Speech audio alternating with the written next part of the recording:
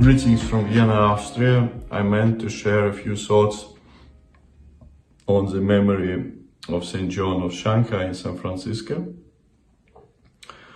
The Russian Church abroad is quite unprecedented canonically. You will have hard time to justify it along using Byzantine canons. But I think our major justifications are people who served Christ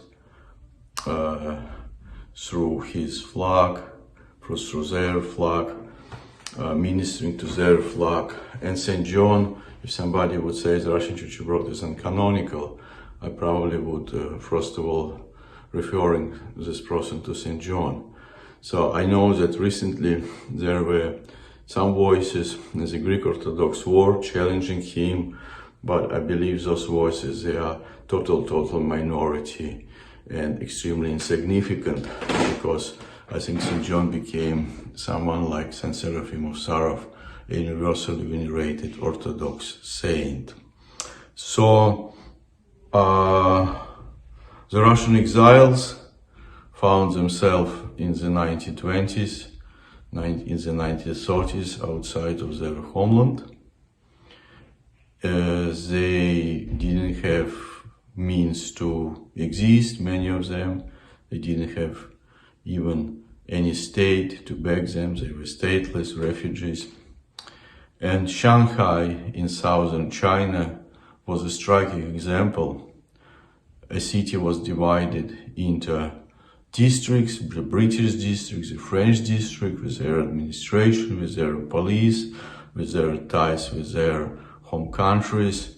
And Russians, they were a laughingstock, so they really didn't have anyone to look after them.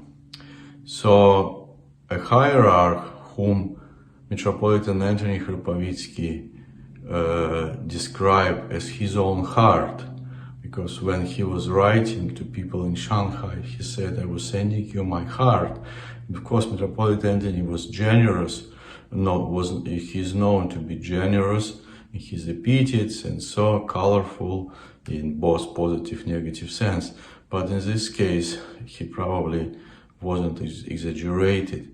So St. John came over to Shanghai, and he became, for those rejects, those people who were rogues, who were, as I mentioned, didn't have people who stand up for them. Perhaps there were some mutual aid societies among the Russian community and so on, but still there were many cases of poverty, many cases of people losing their dignity and so on. So St. John became for them both mother and father. I understand that it was not easy for clergy, for just regular sinful people to be around St. John, because he was intensively involved in communication with God. So very few of us could relate to this. So he didn't tolerate showing up late for the services. He didn't tolerate leaving earlier. So, and for some people it wasn't just understandable. At the same time, I learned from Masha Reshetnikova, who is for me like a leading expert on St. John, because he interviewed many people, she interviewed many people, and she also was analyzing those interviews. And in one of the I interviewed her as well, and in that interview she recalled a person a female who went to for the confession to St. John, and St. John was purposely warned her against particular things. Then after years she met St. John again, and those things happened, but St. John never referred to that confession. He never said, so you see, that's what I mentioned to you. So he never really proved his case. So he was really very, very close to one of, for me, probably the most beautiful parable of Gospels, of the prodigal son, when the father knew what would happen to the son. Nevertheless, he decided to waste significant part of his wealth and allocate it to the son, and then received him embarrassingly.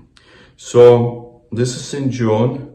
This is the best of the Russian Church abroad, and I greet you on his day, on this day of his memory, and let us remember him. Let us remember this Russian Church abroad, which is at its very best. Congratulations to you all, and thank you for your prayers. Talk to you soon. Bye-bye.